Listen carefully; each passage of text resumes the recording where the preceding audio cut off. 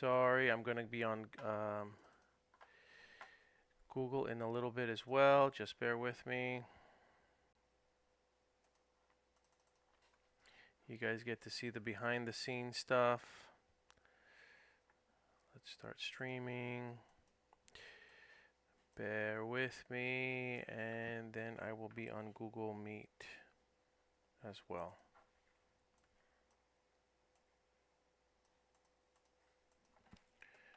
Meet. Here we go.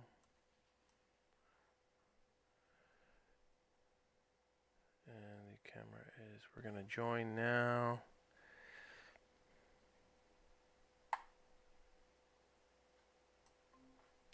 And then I'm going to share my screen. Just bear with me, guys. Almost there. Entire screen. Okay, great.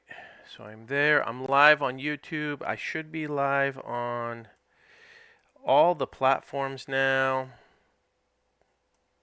Okay, so it looks like we're live on YouTube. It looks like we're live on TikTok. It looks like we are live on all of our platforms. Thank you for being with me. It's 9 a.m. Eastern Standard Time, 6 a.m. West Pacific Standard Time. So I appreciate you starting off your day with me. Normally, I have some slides, and I have stuff that's a lot more.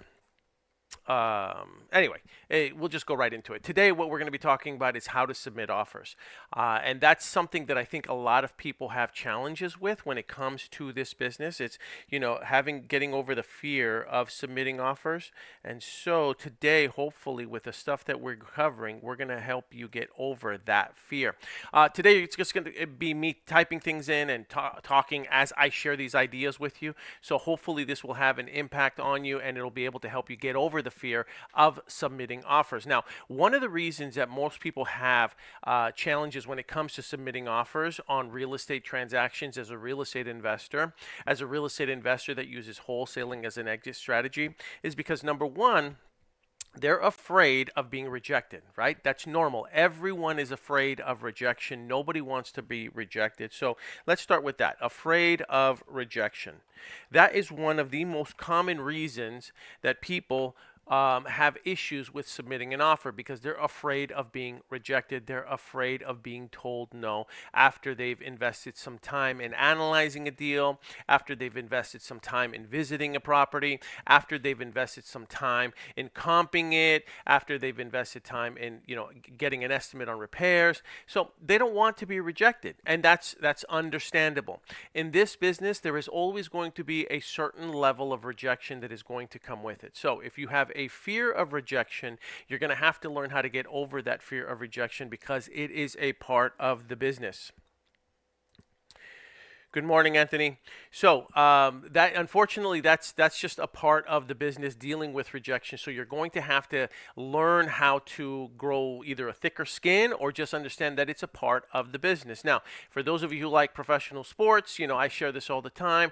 In the sport of baseball or even basketball, I'm a basketball player, but I was born with a football player's body. Go figure. So anyway, when you're a baseball player, if you're batting 300 or 400, you're one of the elite hitters in the game, okay? At 3 or 400. That means that 6 or 7 at times at bat, you are missing. You're striking out. You're not hitting the ball. You're not connecting with the ball. Same thing in basketball, okay? If you are a elite three-point shooter like a Steph Curry, and you're, making between 40 to 50%, now 50% is high, but let's just say you're making between 30 to 40% of your three-pointers, you are an elite three-point shooter in the game of basketball. In this business, there is going to be a certain level of rejection. Don't be shocked when you have a 60 to 70% level of rejection as well. It is a part of the business. And when you go in there having that mindset, just understanding that no matter how perfect the deal is structured, no matter how well your presentation is, there is going to be a level of rejection that it comes with the business. It makes it a little bit easier for you to deal with when it does happen. Okay, so let's address that from the very beginning, because when it comes to submitting offers, you're going to have a certain level of rejection that comes with it. Okay, now how can we minimize that level of rejection? Let's talk about that. So if you want to minimize that level of rejection, here's what you're going to have to learn how to do. You are going to have to learn how to structure a deal. So some of the best real estate investors, I hear this a lot. People say, I just can't find any good deals. There's no good deals out there. People are just being unrealistic with their pricing. People are being unrealistic with their expectations. Sellers just want too much for their property right now. Sellers are living in last year's prices. These are the types of comments that I hear. The truth is, the best deals aren't found. This isn't an Easter egg hunt, right? This is not. You're not hunting for deals. The best deals are always structured by the best deal makers. So the better that you can get at structuring a deal, the less likely that you're going to get your deal rejected, because you've learned and you've identified what the best exit strategy is going to be. So let's talk about what the different type of exit strategies are, okay? And I'm sorry if it's a little bit low. What are the exit strategies? Well, the first one, and this is the one that most people are most familiar with, is the all-cash offer, right? Everyone is familiar with the all-cash offer. This is the one that most people talk about, on social media. This is the one that most people post about on TikTok. This is the one that you see on Instagram. And I'm just scrolling through right now just to make sure that the sound is coming through. Okay, I think it is. Okay, cool. But the point is that this is the one that most people are familiar with. Most people are familiar with all cash deals because it's simple. It's simple. You just make an all-cash offer, and typically you're going to make it at 60 to 70 cents on the dollar, right? Because you see the influencers, you see people on social media, and all they say is lowball the seller, and if you lowball 10,000 sellers, that you might get an offer accepted, and then you can wholesale the deal. Okay, that's the gimmick that people want to portray on the internet, and they want to make it sound easy. Well, that's not necessarily the case, but either way, this is the one that most people are most familiar with. They're most familiar with the all-cash offer. There is a time and a place for all cash offers. Now, typically, the time and place for all cash offers are for the properties that need work. Okay? So, properties that need work are the ones that are going to be all cash offers. Or there's an asterisk there. Or properties that are about to be foreclosed on. Okay? This is typically when the all-cash offer comes into play. When you are trying to make an all-cash offer, making offers at 60 to 70 cents on the dollar, 50 cents on the dollar to sellers, right, that have properties that are rehabbed, remodeled, in pristine condition, show well, livable, they're already rentable. When you're making those type of offers to those sellers, of course they're going to reject them. There's no reason for them to consider giving you a discount because the house is in pristine condition. But I see people, because of what they see on the internet, because it sounds so easy to just go and make them a lowball offer and the seller's going to accept it, and then I can go wholesale it, because they see so many of these videos, they just presume that people are going to accept those lowball offers, those all-cash offers. And by the way, again, I've said this before, but people say lowball. I don't really like the term lowball. I don't really like the term discount, okay? Because again, it's all subjective. Is something really a discount if it's in significant if it has significant defects, if it has a lot of repairs that need to be made? Is it at a discount, or are you paying what it's worth? If something is on the market and it's grossly overpriced and it's priced at $500,000, but really it's only worth $300,000 and you get it for $250,000, did you really get it for that much of a discount, or was it grossly overpriced from the beginning? So when people use those phrases like lowball offer, discount offer, right? All those phrases, they're subjective. It's all subjective based on the circumstance, okay? All I'm saying is that when you are making an offer on a home that really has no repairs needed, it's fully livable, fully rentable, and it's been rehabbed, you can expect to get a discount. And so when you're trying to make these 50 to 60 to 70 cents on the dollar offers, and then later on you're sending them to these types of properties, and then you're getting frustrated saying, well, sellers are just being unrealistic, sellers are overpricing their home, you're not really looking at it from the perspective of the seller, number one, or from the perspective of why would they give you a discount? There's no reason for them to offer you any type of a discount, on that property. And so you're already setting yourself up for failure because you're making these types of offers for properties that wouldn't give you any type of a perceived discount because of the condition that they're in. So number one, properties that need work. Okay, those are the only ones. And when I say need work, really, we're not just talking about a remodel. I'm talking about defects. Okay, very important. Defects. Properties that would, defects that would prevent it from being financeable. Defects that would prevent lenders from being able to lend on it. Now, what are these defects? These defects are broken windows, no flooring, no, in some cases, no appliances, no water heaters, visible roof damage, massive paint peeling. When you see those kind of things on a property, those kind of things will prevent a lender from lending on that property. Visible water stains, mold stains, visible leaks, cracks in the foundation that you can see when you walk in. This past weekend, had someone go. Marta, she's working with us. Her name is Marta Jannings. She's working with us over in Texas, and she went and she visited a property that we're making an offer on right now. And when she walked in, I had her take pictures of all the properties. It's in Amarillo, Texas, and she's taking pictures of all the defects. And in one room, because there's no flooring in this property, there is a huge crack right down the middle, and you see the crack, and there's a crack in the foundation.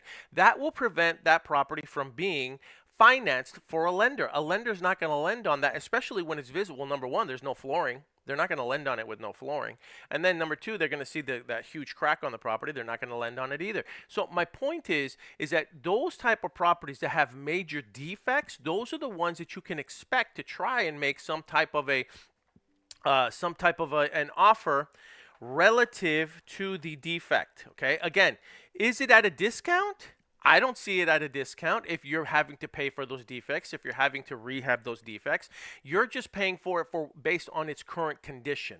You're not getting it at a discount. You're getting it at a price that is warranted based on the defects that it has. Okay, very, very important, because this is the thing that, people want to, they want to say, oh, you're just trying to buy houses at a discount. No, I'm getting the property at a price that is warranted, at a price that is reflective, at a price that demonstrates the property's current condition, because number one, there's no flooring in that property. Number two, we just walked it and there's a massive crack right down the middle of it that we're going to have to repair. And so we're basing our price based on those defects. We're not basing that price just because we want to throw some discount, some random number out of the air. Okay, so all cash offers, that's the first one we're all familiar with. You're going to have those. This only applies when those properties have defects that you can adjust the price for relative to what it's going to cost you to repair it. Okay, very important. Next one is properties that are about to be foreclosed on. Okay, if a property is about to be foreclosed on, I'm not saying that a traditional lending won't work on that property. I'm saying that now it's not a condition of the property's condition. It is a condition of the timing. Because if a property is about to get foreclosed on in the next, let's say, 15 to 20 days, and the only way to stop that foreclosure now is to pay off the lender, then you're going to have to do a fast closing. And a traditional sale is not going to be able to close typically in 21 days or less. Now, listen, I know that there's some people that are watching this. I know that there are some very, very good lenders that are hearing me say this, and they're going to say, or mortgage brokers, and they're going to say, well, we can close any loan in 21 days. And have they done it? Yes. Can they do it? Yes. Is it likely? Probably not. Okay. It's always on a case by case basis. So I know that some of you lenders are going to say, Paul, we can close any loan in 21 days. And that's partially true. There's no guarantee that you can close a loan in 21 days, number one, just like there's no guarantee that a real estate agent can sell a property in a certain number of days. There is no guarantee. Have you done it in the past? Yes. Is it possible that you could do it in the future? Yes. Is it guaranteed? No, there is no guarantee. So all I'm saying is that if a property is scheduled to go to foreclosure and they need a fast closing, then that is where an all cash transaction would come into play. You would then need a buyer that could purchase the property all cash. Okay. So the two scenarios where it makes sense to submit an offer all cash would be properties that have defects, right? And properties that are about to get foreclosed on. Okay, so just keep that in mind. So when you're structuring your deals and you're getting ready to submit offers on properties, you should already know that if a property is in pristine condition, you're probably not going to be able to make an all-cash offer. The second one is properties that were purchased between 2018 to 2022. Now, I'm going to put an asterisk there too. But any property that was purchased between 2018 and 2022 are properties that were purchased right around COVID, and they have very, very unique interest rates that range anywhere between, I've seen them as low as 1.9% to as high as 6%. But my point is there's a lot more in the 2s, 3s, 4s, and even 5s, right, that were purchased during those years. It wasn't until about June of 2022 when the interest rates started to go up and we started to see the high 5s and the 6s. So what's my point? My point is when you see a property that was purchased between 2018 and 2022, those are the type of properties that you should consider as subject to purchases. Okay, so these type of deals are going to be different. So when you make an offer on these properties, I love it, you should be considering them as, okay, what's happening here? Anyway, subject to existing mortgage. Now, what is a subject to the existing mortgage offer look like? These are the type of offers that you are basically saying to the seller, Mr. or Mrs. Seller, I'd like to make you an offer. I'd like to purchase your property. And when I purchase it, here's how I'd like to structure it. Number one, I'm going to be taking over your mortgage. Okay. Now, we're not assuming it. And I've done a whole nother training on subject to. I'm not going to do it today. But we're not assuming the mortgage. We're simply taking over the monthly payments. The loan is going to stay in your name. Okay, the loan stays in your name, the deed goes in my name. So I am the owner of the property. I'm simply making payments on it for you. Okay. Now, in many cases, there is something called a performance deed in lieu that is established, and there are certain safeguards that are established to protect the seller and to prevent something called a due on sale clause. But again, we're not going into all the details today. I'm just teaching you how to structure it so that you have a higher degree of success when you're submitting your offers. So, subject to mortgage, you're basically taking over the mortgage payments. The loan stays in the borrower's name. You continue making those payments. You have safeguards in place like a performance deed in lieu. You can also set up a trust, right, with the seller being part of the trust to prevent any due on sale clause. That's advanced training. We're not going to go into that, but you can purchase it subject to. Now, Paul, why would a seller even consider allowing me to take over their existing mortgage, right? Why would a seller not want to just sell it on the market normally? Well, there's a couple reasons. The first, and by the way, when you make this offer, what did I start the presentation with? Okay, we started talking about rejection.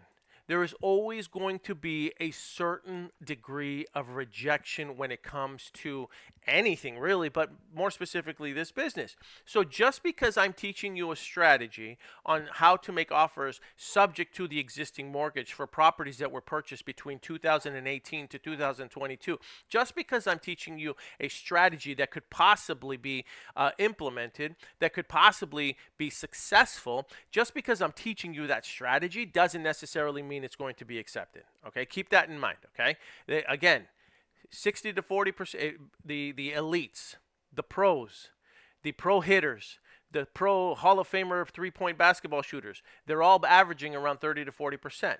Okay, that's it, 30 to 40%. So keep in mind, there's a certain degree of rejection here too. Even though I'm teaching this to you, I'm just giving you different strategies that you can use to increase the probability of you getting your offers accepted. So when you see a property that has been sold between 2018 to 2022, your offer ideally is going to be structured as a subject to, right? Barring that the property isn't in really, really bad condition. Because if the property is in really, really bad condition, then we're going to go past jail and we're going to go to start, collect $200, and we're back at cash offer. I butchered that analogy, but I think you guys understand what I'm trying to say.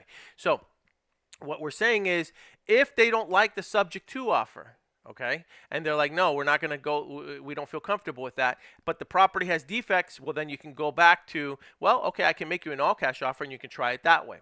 Now, pros and cons of a subject to. Well, in some cases, there are sellers. For instance, I was just looking at a deal yesterday where someone purchased a property in 2020. Nico and I were working out of this. Nico lives over in Simi Valley. He and I were analyzing a deal based out of Texas. The seller purchased the property for something like 215 back in 2020 in San Antonio, and then they had a lien for, I think it was 49,000 for solar. So they owe 219. Then there's another $15,000 for solar, so you're looking at about $270,000 in liens that have to be paid off. Now, they were trying to sell the property for about $300,000, so they had it on the market for $300,000. It's been sitting on the market for over 90 days now. They haven't gotten any offers on it, which then leads me to believe that the property is probably overpriced. So here's the seller's options. The seller's options in this case are they can continue to drop the price, right? So if they drop it from 300, let's say they drop it down to 390 or 290, they still owe 270, right? 220 on the mortgage, 50 on the solar. That's 270 now. So now that they owe 270 and then they drop it to 290, they've got about $20,000 of possible equity. What if it doesn't sell for 290? What if it sells for 285? Well, if it sells for 285, they still owe 270. Now they only have about $15,000 in equity, right? But keep in mind that you're forgetting about their expenses. So to sell a property, it typically costs about 10% to sell it in the form of commissions and closing costs and taxes. So let's just forget the 10%, because that could be high, but if you do use it, you're looking at about $28,000 in expenses in the form of commissions, taxes, closing costs, title insurance, all of that stuff. So think about it now: $220 for the loan, $50,000 for solar. There are $270, $28,000 for the closing costs. Let's say it's not $28,000. Let's say it's just $20. Okay, we just cut it down to 20. Let's say the agents are only paying themselves 5% commission or 4% commission, 20,000. Well, that adds up to what? 220, 50, 20. That's 290. But we just sold the property for 285. Okay, so Paul, how does a seller sell a property for 285 when, based on what you just shared with me, all of their expenses and paying everything off, they have to come up with 290? Guess who pays that difference? That $5,000 difference, guys? The seller. That means that for the seller to sell that particular property, they actually have to go to the closing table and write a check to $5,000 to the title company, the escrow company, the closing attorney, whomever is handling the closing for that transaction. That seller has to cover the difference and come out of pocket. So picture you selling something and then paying just so that you could sell it. That's exactly what it's going to have to happen in that scenario. How many sellers do you think are excited about selling something or selling a property and then having to pay just to get their property sold? Not too many. Okay, very few. So why am I sharing this with you? Because this is an example of how a subject to mortgage could potentially be a solution for that seller. I said potentially. Okay, again, there's always a certain degree of rejection, right? But it's a possible solution. Now, there's going to be some of you, and I've said this before, that are going to look at this and they're going to be like, this is a no-brainer then. I mean, why wouldn't they accept it? They should accept it, and then we get upset when they don't accept it, okay? It's a possible solution. It's not the only solution, but it's a possible solution. So if we were to purchase this property subject to the existing mortgage, it would be structured something like this. Mr. or Mrs. Seller, I will take over the existing mortgage of $220,000. Mr. or Mrs. Seller, I will take over the existing solar payment and solar lien of $40,000 or 50, whatever, $50,000. Okay, Mr. or Mrs. Seller, I will pay all the closing costs to close this transaction. Oh, and Mr. and Mrs. Seller, I will pay your sellers 2.5% commission as the buyer. So I'll pay, I take over the payments for the mortgage, I take over the payments for the solar, I pay the closing costs, I pay the commissions. And guess what? You don't have to put out $5,000 in order to close this transaction. Because if you were to do it the other way, you would actually have to pay to to sell this property. In this scenario, guess what? You don't have to pay, and I'll take the responsibility of those mortgages. And I have certain safeguards in place to protect you, to incentivize me, to make sure that I continue making those monthly payments. Again, I'm not going to go into the whole subject to training today because that's not the point. My point is just to give you an idea of how to become a good deal maker. Right? That's really what it is. Because again, the best deals aren't found, the best deals are structured. And the better you get at structuring those deals, the more likely that your offer is going to be accepted when it is presented. And most people are scared of presenting an offer or making an offer because of their fear of rejection. And we can try to minimize that rejection by you making a more attractive offer, by making you a better deal maker. No. I didn't do all that in one breath. All right, so subject to the existing mortgage, I hope that explains how that might work. Now, again, this applies to properties that were purchased between 20 to 22. Now, could it apply to other properties that weren't purchased between 20 to 22, but those properties may have been refinanced, or maybe they took out another loan, or maybe they took out a home equity line, or who knows what? Yes. So anytime they have a loan that was recorded against the property where they might have very little equity, okay, if there's very little equity and they owe about what the property is worth, then this would probably be the strategy for them. Okay, so now we've got all cash, and then we've got subject to, and then the last one, okay, when you're talking to a seller, this one is called novations. Well, we'll call them the in-betweeners. Okay, because novation can get a little bit confusing. So the last one is the in-betweener. Now, what is the in-betweener? The in-betweener are properties that they're not defective. Okay. In other words, we don't go over there and we don't see a lot of repairs. We know that the property isn't in bad enough shape for us to be able to get any type of a significant discount, right? So we're not going to be able to get any type of a significant discount because the property doesn't have enough defects. But the property isn't fully rehabbed either. So it's not fully remodeled. It doesn't show super well. And add to the fact that it wasn't purchased between 2018 to 2022, and they still have a lot of equity. So they have equity, and they're not in foreclosure. There's nothing wrong with it. It's still livable. It's still rentable. It's just in between. It's a dated home. It has old shag carpets. Maybe there's wood paneling on the walls, although I hear that wood paneling is making a comeback. What's old is becoming new again. So anyway, it's just old carpet, pink bathrooms, avocado green appliances, bright yellow canary bathrooms, things like that, right? It's not super bad, but it's not remodeled either. It's just in between. Still livable. Still functional. You can rent it out even, but it's not rehabbed. Okay, so what do we do in that scenario? When you have a house that's like that, the in-betweeners, then we would use a strategy called the novation, okay? Or MLS strategy. And that strategy is basically where we go to the seller and we say, Mr. or Mrs. Seller, here's what we're going to do, okay? Working with you as a team. Now, you know, Mr. and Mrs. Seller, you know that I am a real estate investor. You know that when I purchase a property, I am going to sell it to another buyer. You know that I'm looking for a buyer. You know that I'm going to flip it. I'm going to fix it and flip it, fix it and rent it, fix it and Airbnb. You just know that I'm purchasing it for profit, correct? Yes. Okay. Now, does it matter to you whether I find my buyer tomorrow or if I find my buyer 3 months from now, as long as we agree on a price that is guaranteed to you, right? Does it matter to you? And most of the time, what are most sellers going to say?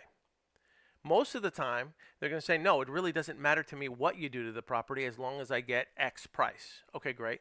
So Mr. and Mrs. Seller, as long as you get X price, which is a price that makes sense to you, and it's a price that makes sense to me as an investor, as long as we can agree on that price, and as long as you can give me reasonable access, here's all I would like to ask. I'd like to ask that you give me the opportunity to take the property to the open market so that I can start looking for my buyer yesterday. Okay? I'd like to find my buyer like right away. Okay, so in order to do that, we're going to be putting it on, we're going to be promoting it. We're going to be promoting it on Facebook. We're going to be promoting it on the MLS. We're going to be promoting it on everywhere on the internet. I just want to make sure that you're okay with that, so long as your price to you is guaranteed and you understand that that's your price. I'm responsible for everything else. If the seller wants a certain repair, I'll be responsible for that. If we bring on an agent to help us, I'll be responsible for that. Your price is your price. That's guaranteed. Anything beyond that, that's on me now. Are you okay with that? Now, if you explain it that way, right, most sellers are going to probably be okay with it. Not all, right? As we've started this presentation and this training, there is always going to be a certain degree of rejection. Always. It's part of the business. But when presented properly, and when you explain to them that, like, look, I'm looking for my buyer like yesterday, right? You don't really care if I find my buyer tonight or if I find my buyer 3 months from now. What's most important to you is what, Mr. and Mrs. Seller? The price, your price, a price that makes sense to you and a price that makes sense to me. If we can agree on that price, here's all I'd like to ask. Just give me an opportunity to take it to the open market so that I can find my buyer, right? Because if I could find my buyer now, I'd like to find my buyer now with your help, and we can do this together as a team. And so when you explain it that way, it's much easier than you saying, Mr. and Mrs. Seller, let me put it on the MLS. There's no value there. There's no value there. They don't understand what's going on. And, the average person is going to say what? Which is what some of you are thinking right now as you're looking at hearing me. What you're going to be thinking is, well, Paul, why can't they just go hire an agent to do this? Why would they prefer to have you represent that? Well, because number one, what we're doing is we're basically saying that we'll be responsible for everything else after that, including the agent's commission, including the agent's expense. Well, Paul, can an agent do that? Yes, an agent can do that, but most agents, number one, they're not going to be willing to guarantee them a specific price and net. Some might. And there are some. And there are some agents that are also willing to go in there and say, hey, Mr. and Mrs. Seller, don't worry about it. I'll clean the house. I'll make the repairs. I'll do this. I'll trash it out. I'll do everything. There are plenty of agents, really, really good agents that do that. Okay, they're out there. All right, they are out there. Let's put all our cards out on the table, okay? Because there are good agents that can do that. But if you are speaking to a seller, you want to make sure that they understand the white glove or the glove level of service that you're going to be offering to them, as opposed to just giving them an all cash offer. As opposed to saying, well, Mr. and Mrs. Seller, here's my offer, here's an all cash offer. Instead of that, I can actually put it on the MLS. I can trash it out for you. I'm working with someone named Joanne.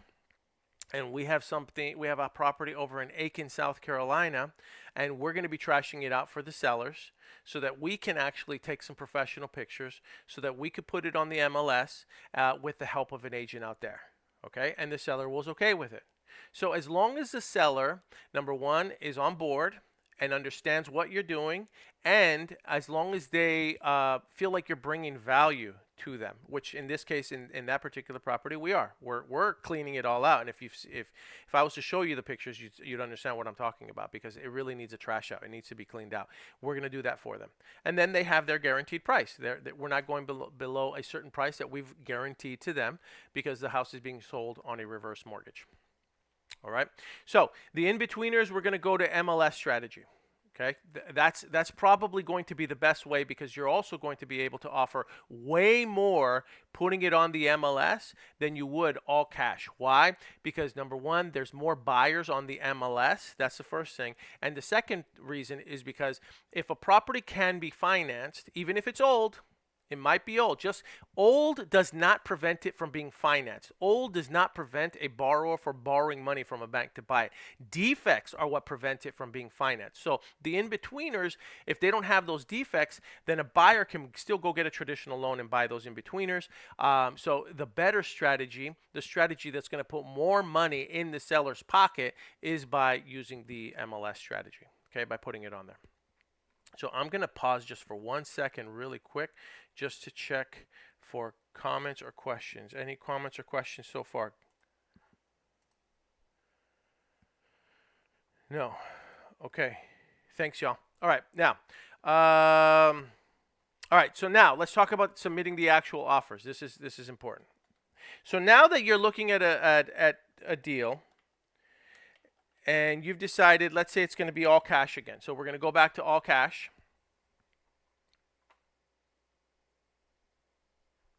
Sorry. You're going to need a purchase agreement. Now, depending on whether or not you're going to be purchasing it directly from the seller, or if there's going to be an agent involved, the purchase agreements are going to be different. Okay. Now, you can use your own purchase agreement if you're working directly with the seller. If you're going to be working with an agent, the agent's going to use their purchase agreement, all right? And their purchase agreement is going to be mandated by their state Department of Real Estate or their local board of realtors, okay?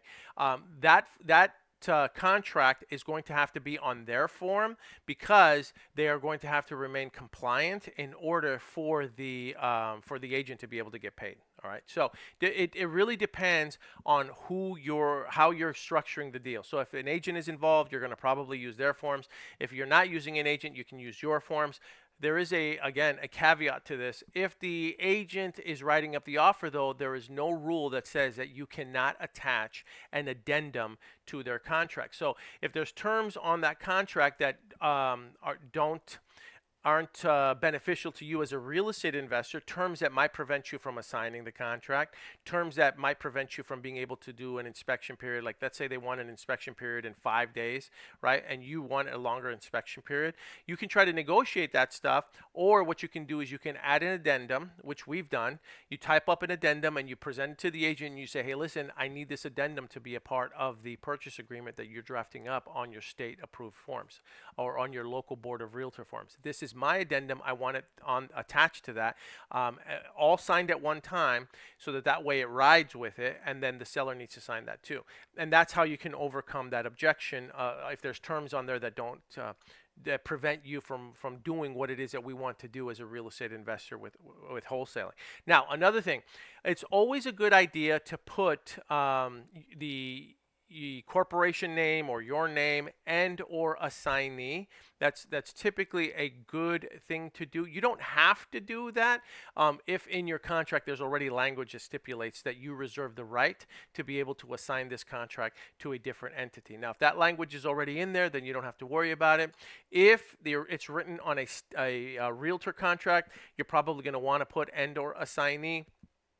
If the agent asks why are you putting an and or assignee, or if the seller asks why there is an and or assignee, or why you have that language in there, the best thing to do is to say, hey, listen, just so you know, I am already looking for my buyer. I'm looking for my end buyer. Okay, I told you this. You know this, that I am a real estate investor that is purchasing this property for profit. So I'm looking for my buyer like yesterday. Now, a couple things could happen. I could assign it to that buyer, or I may assign it to another entity that I own just for tax purposes. Okay, and those are all real and genuine answers. Our response every single time that we are talking to a seller is, Mr. or Mrs. Seller, I am looking for my buyer starting yesterday. I don't think you really care about whether I find my buyer today or whether I find my buyer 3 months from now, right? What's most important to you is what, Mr. or Mrs. Seller? And then they're going to say their price, your price. Correct. So I just want to make it clear that I'm already starting to look for my end buyer, whomever my end buyer is going to be. All right. And when you talk to them that way, it makes sense. And you're also disclosing to them what the intentions are. Very important. Okay, so that type of purchase agreement that you would use for an all cash offer. If you're doing a subject to, it is a much more intense offer. It's about 10 to 14 pages, okay? The all cash offer is really only about 3 pages, okay? Now, if you guys need access to these contracts, we give them to anybody who's a part of our profit sharing program or in our school community. Let me know if you need these contracts. Go to school.com or go to start.com start.dispodragons.com. Start.dispodragons.com. Go in there. You can join our community, and then what will happen is you can request access to our contracts, the one that we use. But the subject to contracts are going to be a lot more intense. This is something like I said, like 14 to 16 pages. It is a lot longer. Okay. Okay, just so you know, and there are a lot more disclosures that need to be disclosed to the sellers when you're doing a subject to. Same deal for the novation. For the novation, you could, in theory, use a contract similar to the all cash one, but there is language in there that the seller does need to know about when it comes to them giving you the authority to be able to put the property on the MLS for them. Now, the correct way to do this is to get a limited POA, power of attorney, only for the property and only and limited only to the sale of the property. Nothing else.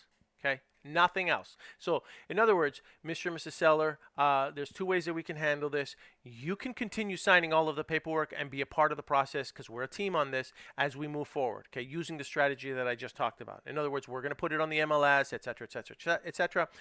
And then you could sign off on every sheet of paper that comes across our desk that's part of this transaction. You can do that, or what you can do is give me a limited power of attorney where I have the ability to sign off on paperwork. It's very limited, and it's only limited to just the sale of the property. So I can, I can sign, hire a listing agent. I can sell it to whomever my end buyer is going to be. Either way is fine by me. Which would you prefer? Would you prefer to be very, very hands-on, where you sign every document that comes, that is a part of this transaction moving forward, or would you prefer that I manage that for you? And if that's true, then all I need is just a limited power of attorney. Okay? But again, disclosure, explain it properly, let them decide. Do they want to sign every bit of paperwork that's part of the process? If they do, fantastic, no problem. It is what it is. It's a little bit more work, it's a little bit more cumbersome, but it's part of the process. Or they can give you a limited POA, and then they give you the authority to hire, fire an agent. They give the authority to negotiate with other buyers. Okay?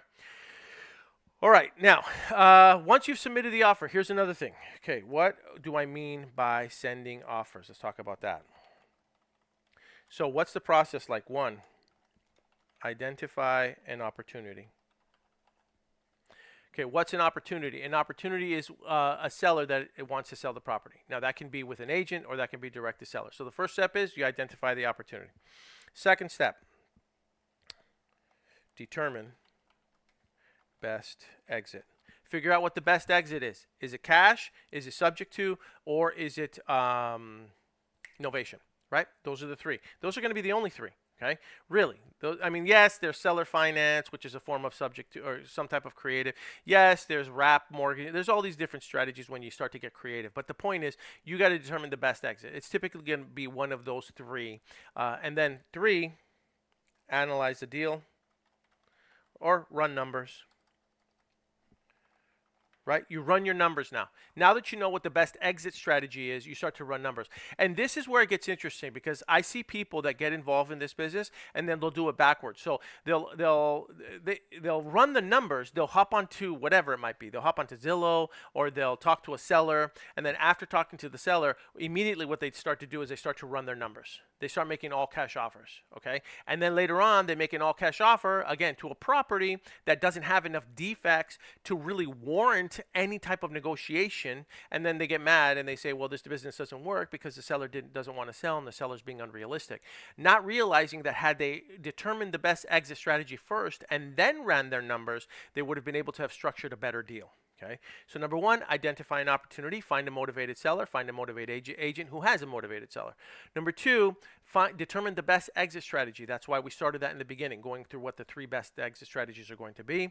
Then number three, run your numbers then. Then you run your numbers based on what that exit strategy is going to be. So based on whatever the exit strategy is, then you're going to have to start to run your numbers. Now, we have creative deal calculators. We have deal calculators that we use. All of that is available inside of our school community. You can use those so that you can run what your numbers are going to be.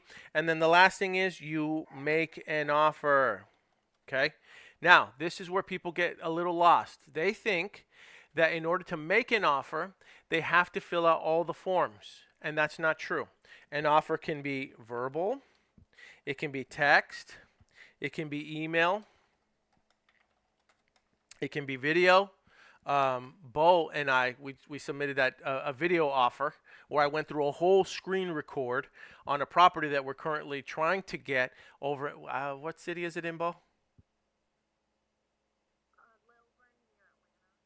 Near Atlanta. Okay, so I just did a whole screen record where I recorded everything, and I showed them what we could offer based on my research and based on the repairs, and then we sent them a screen record video.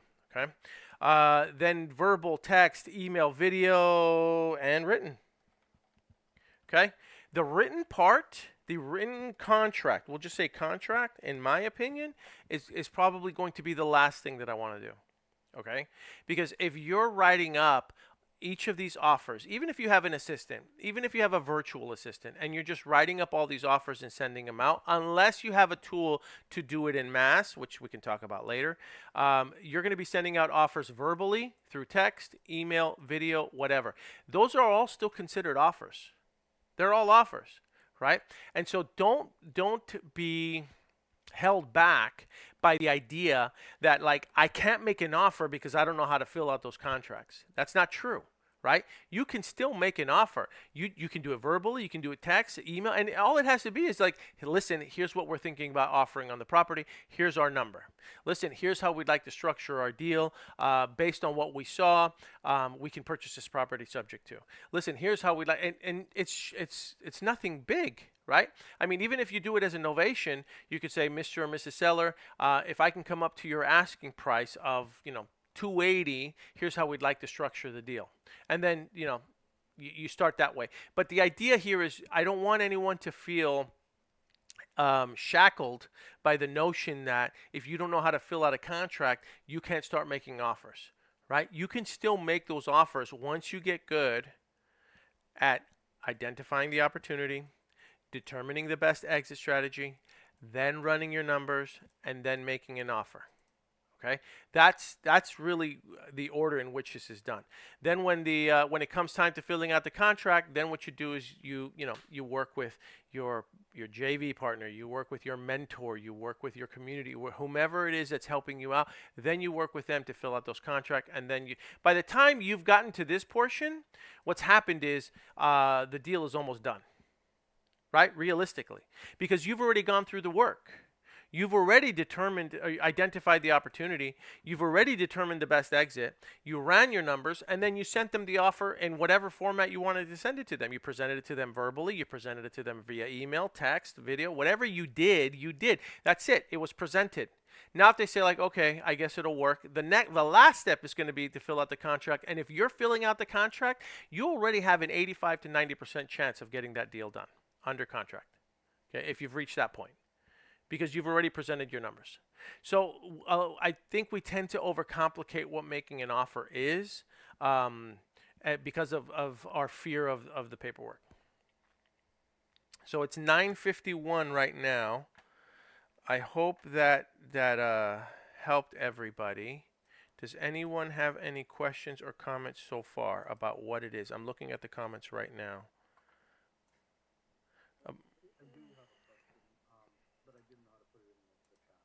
No problem.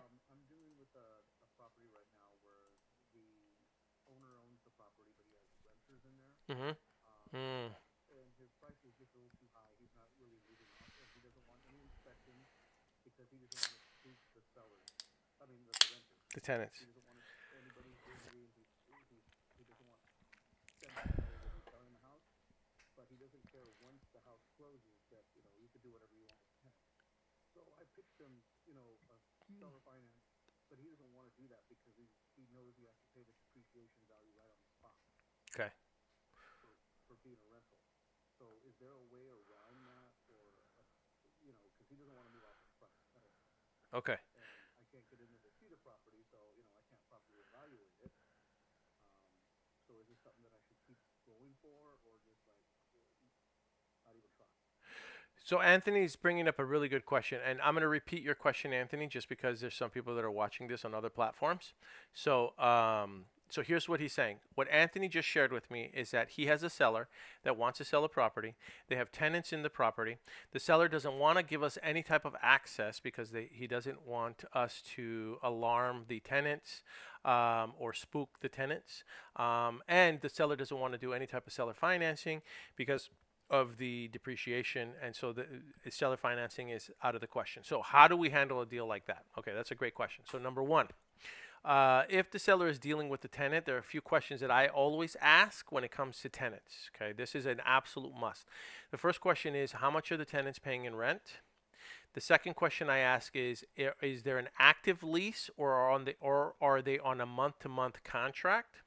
The third question that I ask is it located in a rent-controlled area? Because if it is located in a rent-controlled area, even if it is on a month-to-month basis, we would still have to incur the additional expense of possibly relocating the tenant. So that is something that we need to take into account, that we have to consider is there an active lease? Is it on a month-to-month? And even if it is on a month-to-month, is it located in a rent-controlled area? And once I get all those questions, I can then determine what the better course of action. But let's just keep this surface level for now. So once the seller gives me those responses, then I can kind of figure out, well, okay, look, Mr. and Mrs. Seller, I'd like to purchase the property from you. If they're behind on their rental payments, or if they're not paying, or if I have to evict them, I'm going to be very upfront with them. And that, in my opinion, is what would be considered a defect. Okay? So when I have a tenant that is not paying,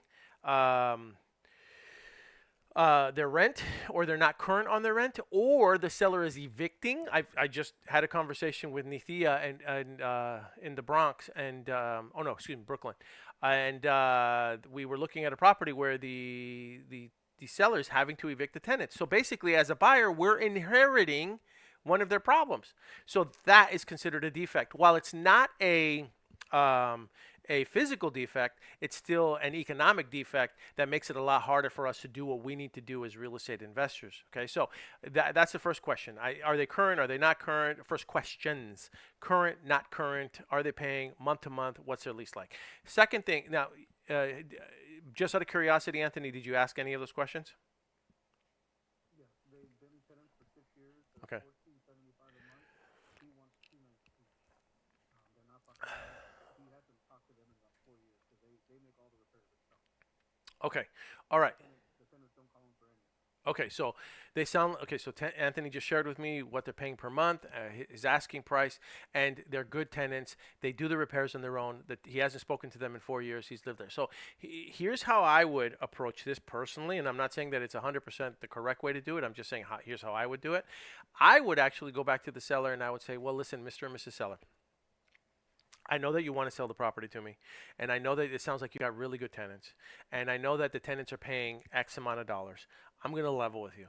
If I go purchase this property and I take out a mortgage for it, it's probably going to cost me about 15 to 20% down. And at the rate that they're currently paying right now, that means I won't see a return on my investment for X number of years. Okay.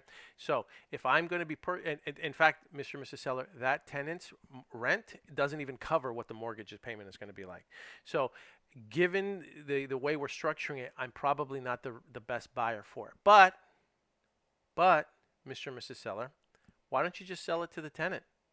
The tenant sounds like they're a good tenant. It sounds like they're paying on time.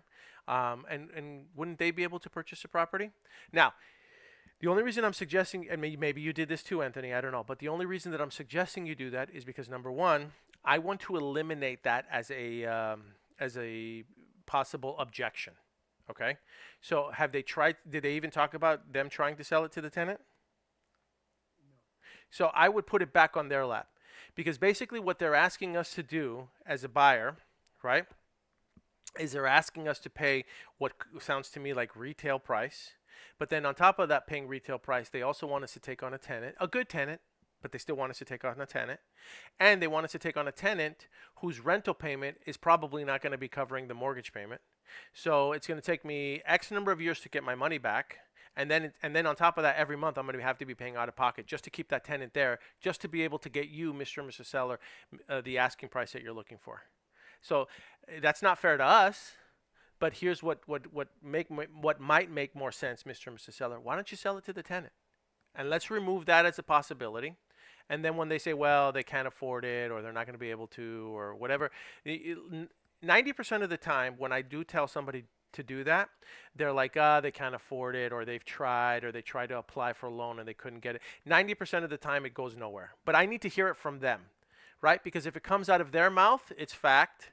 If it comes out of my mouth, it's not true. So I need them to tell me the tenant can't buy it. Then after they've admitted to that, then I can say, okay, well, here's the challenge, Mr. and Mrs. Seller. The challenge is that if I buy it, even if I pay all cash for it, I won't see a return on my money for at least I don't know how many years. And so it's better for me to finance it. But if I finance it, I'm having to come out of pocket every single month, X number of years. So how is this fair, Mr. and Mrs. Seller, for me as an investor? And then you wait and hear what they say. And depending on who they are, they may say, well, that's not my problem, right? That's always a possibility. They could say something like that. Well, I know it's not your problem, but I'm trying to work with you here, and I want to make this a win-win. I want you to win, but I want to win too. I want us both walking away from the table where we both feel like it's fair. And right now, it's really feeling like it's not fair. It's feeling like you're asking me to pay for it and not see a return on my money for X number of years. And then on top of that, you're asking me to cover the mortgage payment and pay more than what the tenant is currently paying me in the rent. How can we make this a little bit more fair so you walk away feeling good and I walk away feeling good and we can make this deal happen? How can we do that? Yeah, and I went down that route even with who didn't ask. I said, to be fair, you're asking your number, you won't budge. But on my end, I was able to see the inside. And his thing was, it was remodeled 10 years ago, head to toe. Ah, I said, I understand that. yeah. People living in there 10 years, they do have an animal, it does have a pool. You know, who knows what's been going on. If you haven't been in there in 6 years and they're doing all the repairs, how do you know they're not nickel and diming it themselves? I could go in there and it just could be like duct tape everything, to keep it they're talking. That might just be a seller who's just a tire kicker. They're not really motivated. They're just trying to see if they can get what they can get on the market. That's always a That's what it sounds like. yeah. It might be. Okay. Kind of back on what Anthony was asking, when you're talking about, the sending offers and we go to the section on analyzing the deal, Hmm. um, you know, I guess I kind of wanted some clarity on, like, when do you need to go see the property? Is it important to go see the property? And I mean, what I've experienced is some sellers, they're like, well, we're not going to even look at your offer unless you go take a look at the property. And then, but also I know plenty of people that do this like remotely, and they're not even possibly taking a look at the property and submitting offers. So I guess I wanted to know, like, when is it important to go see a property? Should you always go see a property to, not just take somebody's word for it? And because when I'm analyzing the deal, you kind of need to get an understanding, like, how distressed is this property, right? Right. Okay. So same thing, Bo. I'm going to repeat it. Okay. Bo is asking us, how important is it to go to take a look at the property, especially when there's people that are working this business who are doing it virtually, and some of them don't even visit the property. So that's a really, really good question. And here is my position on it. If the seller is local and the seller is in my backyard, it is always a better idea to go visit the property if they're local. And it's not cost and time prohibitive, right? So if it's going to take me 2 hours to go visit the property, I'm probably not going to go. Okay. But if it's a 30-minute, 40-minute drive, I can go visit the property. I can see it with my own eyes. I can shake the seller's hand. I can talk to them, build some rapport with them. I'm going to take advantage of that. Okay. Within 30 minutes. Okay. 30 to 40 minutes. All right. Use that. There's a couple things you can do with that too. Okay. So number one, you can use it as an opportunity to build rapport with the seller. Number two, you can actually use that as an opportunity to create content for yourself. So when you're at the property, you pick up the phone, you're like, hey, it's Paul. So I am currently at a property right now. You know, for those of you who don't know, I'm a real estate investor. I'm always looking for properties to buy. I'm going to go walk in on one right now. I'm going to take a look at it. When I come back, I'm going to share with you my thoughts. I may even do a quick walkthrough with it just so that you can see what I'm doing. All right. So why is that important? That's important because what you're doing is you're building content. You're reminding people of what it is that you do. And more importantly, it's authentic. It's real content. Okay. Because there's a lot of times where like people are like, well, I don't have any. How do I document anything? I do everything virtual. Here, you're actually physically visiting the property. And I've talked about this. In fact, I spoke about it over the weekend in terms of like social media and how either social media is helping you get more deals or it's hurting you because there is no content supporting what it is that you say that you do.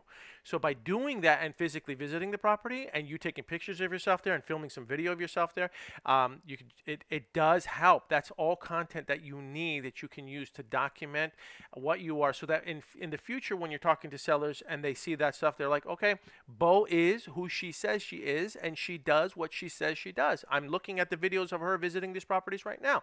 That's why it's also important. So it serves two purposes. Number one, you build more rapport with the seller when you're there. You always build more rapport when you're in person with somebody than you try to do it virtually, remotely. But number two, it's also a great opportunity for content. Great opportunity for content. Okay, it really, really does help.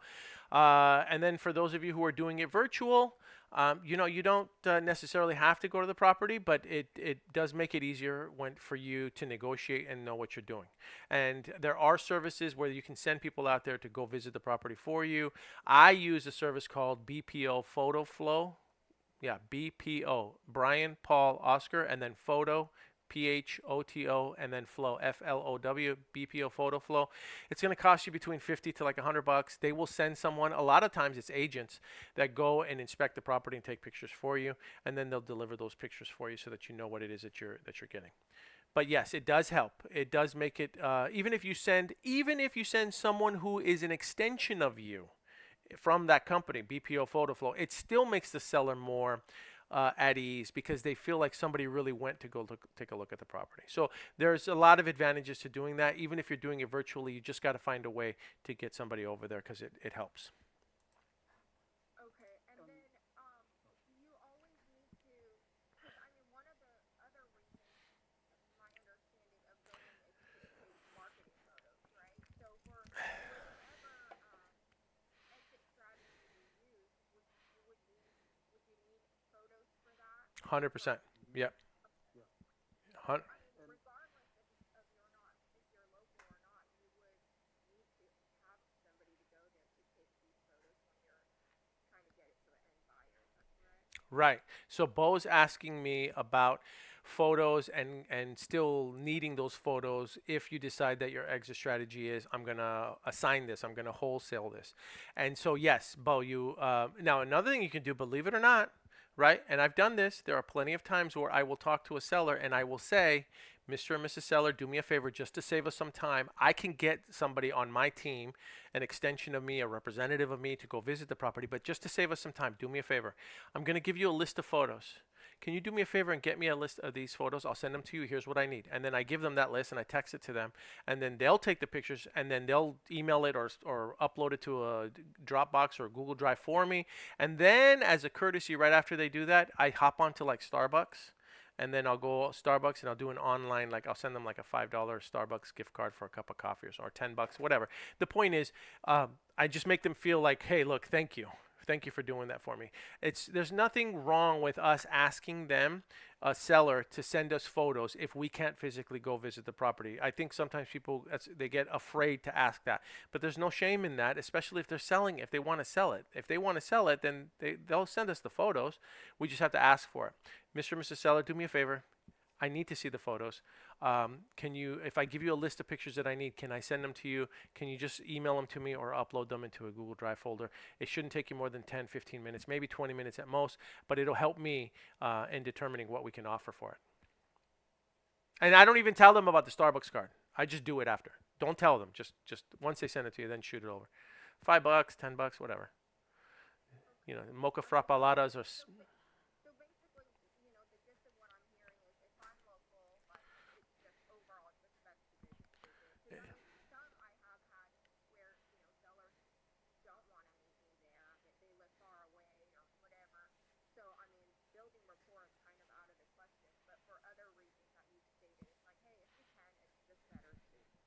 Yeah, and like I said, just for the content. Trust me, do it. What do they? What do my kids say? Do you do it for the gram? Like, yeah. But also, Bo, you can also go. What I did is for a property in Apopka, Florida, since I'm in Texas. I went and searched somebody who lived there and had boots on the ground. Somebody I just put an ad out, and some lady responded. Um, she wanted 100. I negotiated for 70. She went there and she spent over an hour and a half at the property. And it's not about building rapport in person, but I was actually on the video chat with her through the hour and a half. I didn't want to be, but it helped me because the seller was hearing me talk to her and going through.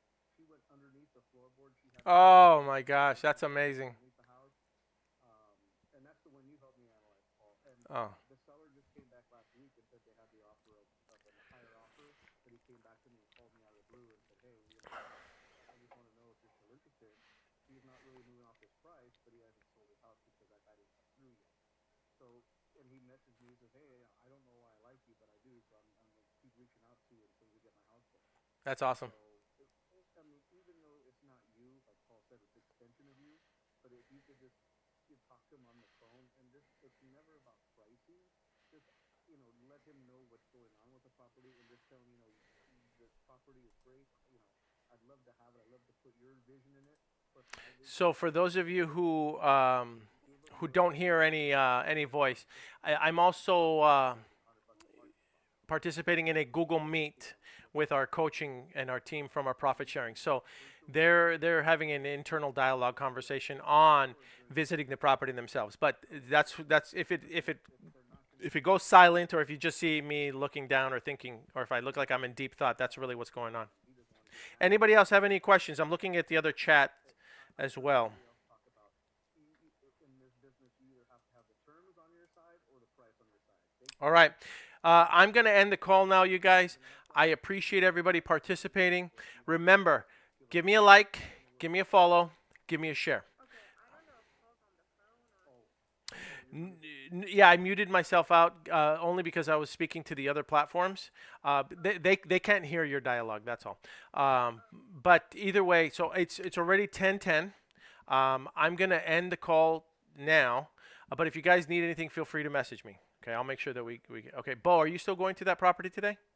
Yeah, I'm going right now. Okay, get me content. Okay. I know it's outside a little outside of like our comfort zone, but I need some type of content. Okay, and bring somebody with you. Okay? Okay. All right. Okay, good luck. All right. Okay, you guys, take care. All right, so I will be ending the call now. For those of you who don't know, on August 23rd, we are having a. Here, I'll share this and we'll just end with this. Okay, August 23rd. Come on. We are having a 5-hour, yeah, that's me, 5-hour virtual boot camp. That's this Saturday. We're going to close the registration on Thursday. You can register by visiting dispodragons.com. It's 5 hours of straight up training on how to build this business. High level stuff, okay? We're not going to be covering the stuff that you can find on YouTube or TikTok or Instagram. None of that stuff. We're going to be covering the stuff that's behind the curtains, the stuff that nobody wants to talk about, the stuff that you don't learn about unless you're at these mastermind events, unless you're investing tens of thousands of dollars to attend these type of masterminds or conferences or events, and then you have to pay for travel, you have to pay for airfare, you have to pay for hotels, you have to pay for conference fees, all of that stuff. I'm eliminating it. It's this Saturday, August 23rd. 10:30 a.m. Eastern Standard Time. We will be done by 3:30 p.m. Eastern Standard Time. In addition to that, I have some sponsors. I have Tax Pro Solutions that is going to be giving away a business formation kit. So somebody's going to walk away with a free LLC, C Corp, S Corp, whatever it is that you want. They're going to do all. This is what you get. You get the articles, you get the business license, you get the corporate book, you get the template, you get all of this stuff. Valued at over $2,500. You will have a corporation. They will help set it up for you at no cost to you. Okay, we're going to give that away as a raffle prize to one of the attendees.